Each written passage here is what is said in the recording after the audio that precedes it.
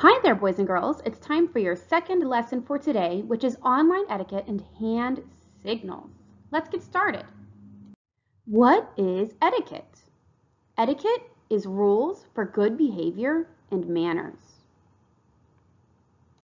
This lesson will help you understand how we will work together online and what the proper etiquette is for working with your teachers and classmates online. We are used to being together in person.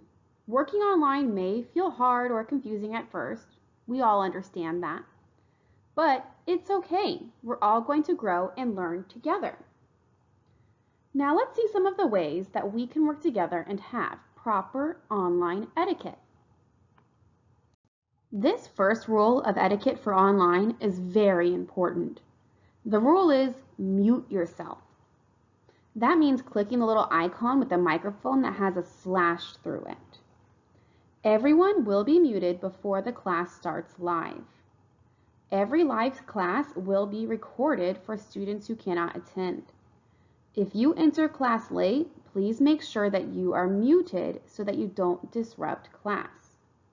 When you want to speak up, you may unmute yourself, wait for the teacher to give you the floor.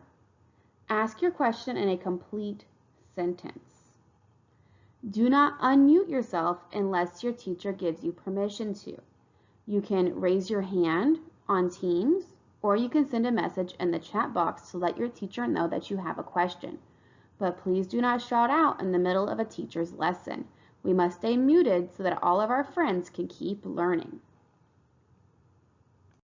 Okay, let's talk about another online etiquette. 100% every day. Be ready to learn every day. Be present by closing all of your other apps besides Teams on your computer. Having other apps open can slow your computer down. Be logged into your class at least 5 minutes before the start of class and bring joy with you. That means be happy. We start right on the dot of class time. If you know you won't be able to be there, send your teacher a message. That way they know. Be ready and have your class materials ready to go. Come to class appropriately groomed and dressed. That means in your IDEA uniform, just like we talked about in the last lesson. Share your video on the screen, staying muted though, and have an appropriate background.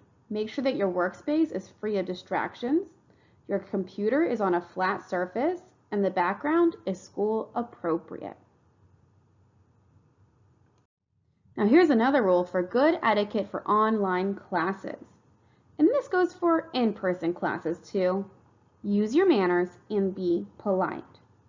It's simple as this. Be kind to others. Everyone learns at their own pace. Please be aware of the feelings of other students and your teachers, especially during this stressful time. Avoid, that means don't do it, call each other names, teasing, or any impolite language. Remember, our videos are being recorded when we're learning. Avoid distractions or side conversations. That means talking to other students. If you have a question or concern, send your message to a teacher. Do use encouraging language and be patient as we all learn together as a team in this new virtual way. Respect your team. We are doing things in a new way, and it's normal to have questions. You can ask for help by typing a question in the chat to your teacher, or answer questions other students have and look for ways to help them. This will allow us all to learn from each other. We are all part of the same team and family.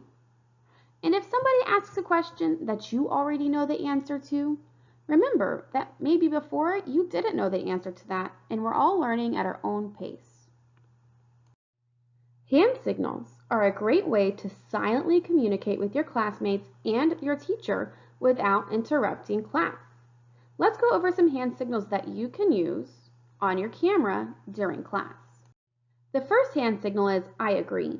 When you agree with a classmate or your teacher, you put your pinky and your thumb up and you shake it in front of your chest, pointing to the other person with your pinky. I disagree.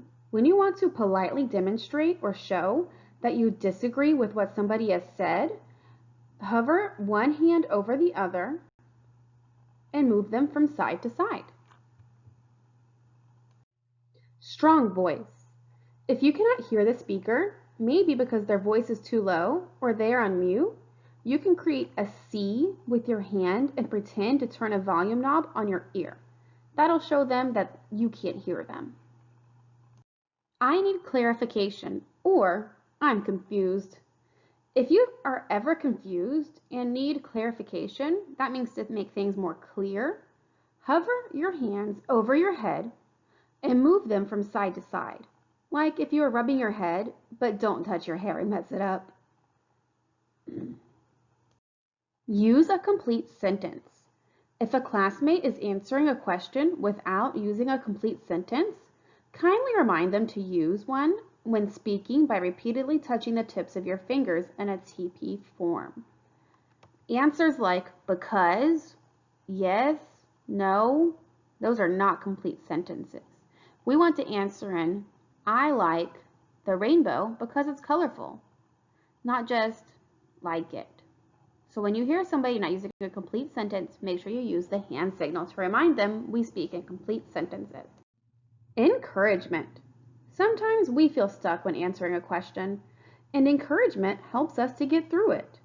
When you see a classmate struggling to find the answer or the right words to say, encourage them by rolling your arms in front of your chest. This is a great way to say that you can do it, keep going, you're on the right track. For extra support after rolling your arms, you can add spirit fingers pointing towards your classmate. Okay, now it's time for your exit ticket. Go back to the writing team's page, click on the assignments tab, and click on the exit ticket for today, Tuesday. Good luck! Okay, now it's time for your exit ticket. Go back to the writing team's page, click on the assignments tab, and click on the exit ticket for today, Tuesday. Good luck!